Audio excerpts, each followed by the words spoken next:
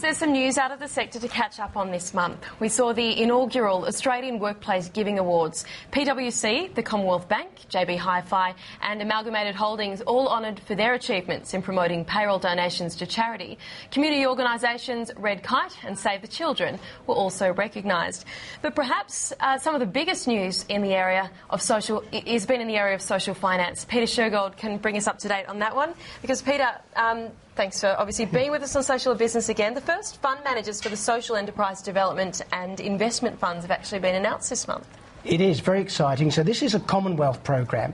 Essentially what it's doing is it's taken government money as grants, giving them to a couple of new organisations, financial intermediaries, which are consortiums, and they are going to match the funding and then extend it as loans to social businesses, enterprises.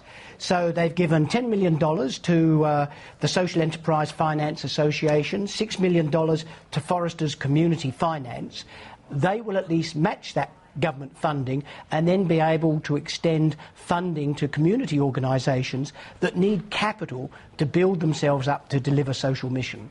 In the news today as well, we've been talking about some of the big banks still struggling to get their customers on board and be satisfied. Interesting, we've seen the launch of the first customer-owned cooperative bank. It's called BankMECU. Tell us a bit about this one. Well, this is great. This is how powerful small banks can be. There's, for many years, of course, in Australia been a large credit union movement, often employed credit unions, mutually owned credit unions. Now, one of those, earlier this month, got the agreement of the Reserve Bank of Australia and APRA, the regulatory agency, to actually set themselves up as a bank, a members-owned bank. First in Australia.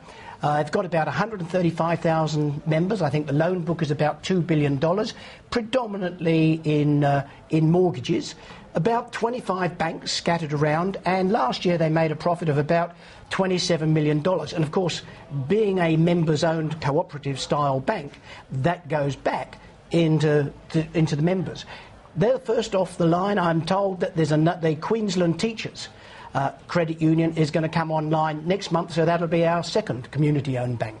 Something we've been following the progress of on Social Business, I think for more than a year now, probably, is social impact bonds. Now, they look like they're actually expanding in the UK. The Office of Civil Societies offered about £40 million to basically make these bonds more widely available to private and also charitable investors. So this has been something we've been following. We've been talking about this a lot over the last 12 months. In the United States, you've got pay for success bonds. In the United Kingdom, you've got these social impact bonds, and we've talked about, I think, the trial going on at Peterborough Prison. But this is an expansion. I think £40 million is being put in, £40 million being put in by that office in London, in Birmingham, in Leicestershire. And essentially it's looking for community organisations that can reduce drug abuse and increase school attendance, reduce criminal behaviour.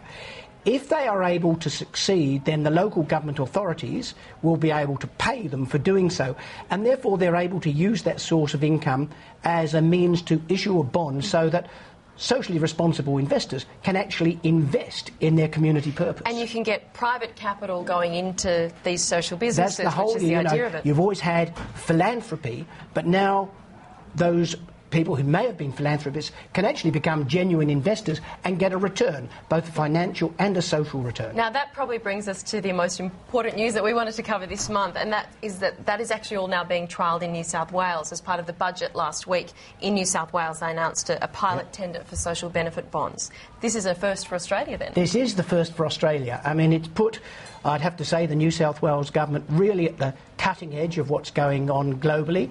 They are going to trial what they're calling social benefit bonds. Really want to do it in two areas they're going to tender out for. One is in trying to stop prisoners reoffending, so it's to community organisations who work with prisoners to integrate them back into the workforce and into the community. And the second area is in terms of trying to reduce the extent of foster care. In other words, working with families who are struggling so that they can keep their children. So it's a very interesting program introduced by the New South Wales Treasurer, Mike Baird.